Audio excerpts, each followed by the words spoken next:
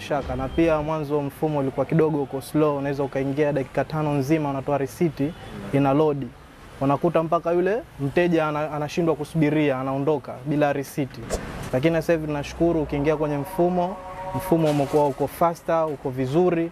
Ukitoa risiti ndani ya dakika 1 inatoka, hakuna changamoto yoyote, kingamuzi viko vizuri, viko faster, hata vitu vyake pia vimeorodheshwa vizuri. Sasa hivi unaweza uko dukani kwako au uko nyumbani kwako, ukaweza ukafanya return ya ZRA bila kusumbuka kwenda kule moja kwa moja.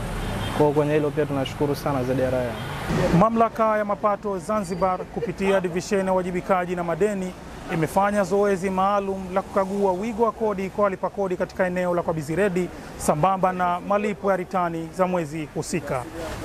Huyu hapa ni meneja kutoka divisheni ya wajibikaji na madeni, alipata fursa ya kueleza mjumuisho wa zoezi hilo.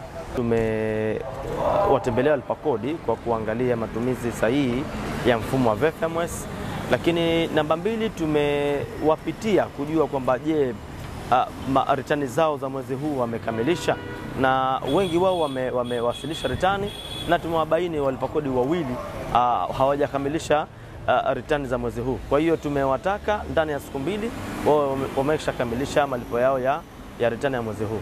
Lakini vile vile tumeangalia wigo sahihi wa kodi ambao sasa hivi wapo. Walipa kodi tumewabaini baada ya ukaguzi mdogo wanastahiki kukaa katika wigo wa VAT kutoka kwenye kodi ya stamp duty. Lakini na mwisho vile vile tumeweza kuwapitia walipa kodi kuangalia usajili wao kwa ujumla, na tumeona walipa kodi wote wamesajiliwa isipokuwa walipa kodi wawili ambao wapo katika mfumo wa zamani, ukiacha ule mfumo wa zamani wa ZITAS, lakini sasa hivi tupo katika mfumo wa ZIDRAS ambao walipa kodi hao sasa wote tumewasajili katika mfumo wa ZITRAS kasoro hao wawili. Kwa ndani ya siku 2 hizi tutakuwa tushakamilisha, na wao watakuwepo katika mfumo wa ZIDRAS, wataweza kuwasilisha ritani zao wakiwa katika maeneo ya biashara. Tukiwa tunaelekea mwishoni mwa mwaka wa fedha wa serikali, nikutakie wewe mlipa kodi kulipa kodi yako kwa wakati na uwajibike kwa hiari. Nikiripoti kutoka Kwabiziredi, ni mimi Abdushakur Ramadhan Simai, ZRA Online TV. Tulipe kodi kwa maendeleo Zanzibar.